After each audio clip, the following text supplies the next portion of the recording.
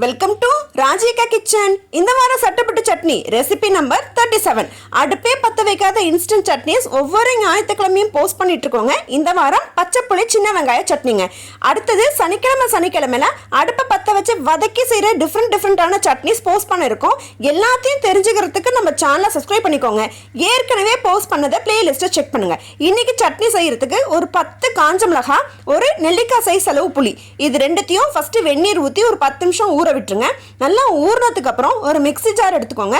தண்ணி இல்லாம காஞ்ச மிளகா, புளி, அதுக்கப்புறம் ஒரு 6-7 சின்ன வெங்காயம், ஒரு 10 பல்லு பூண்டு, ஒரு சின்ன கட்டு அளவு கொத்தமல்லி, தேவையான அளவு உப்பு, ஒரு சின்ன துண்டு வெல்லம், எல்லாமே ஒன்று சேர்த்து நீங்கள் அரைச்சிங்க அப்படின்னா சட்னி அட்டகாசமாக ரெடி ஆகிடுங்க.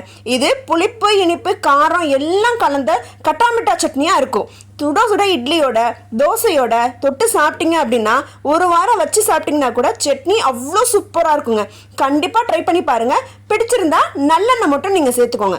அவ்வளோதான், தாளிப்பு எதுவும் தேவையில்லை. சட்னியை ஊற ஊற ஊற அவ்வளோ அட்டகாசமாக இருக்கும். ட்ரை பண்ணி பாருங்கள். சாப்பிட்டு பார்த்துட்டு எப்படி இருக்குன்னு கமெண்ட் செக்ஷனில் சொல்லுங்கள். அடுத்த வாரம் வேற வேற சட்னியில் பார்க்குறேன். நாளைக்கு ஒரு நாளுக்கு ஒரு குறிப்பில் உங்களை எல்லாரையும் பார்க்குறேன். அது வரைக்கும் டடா.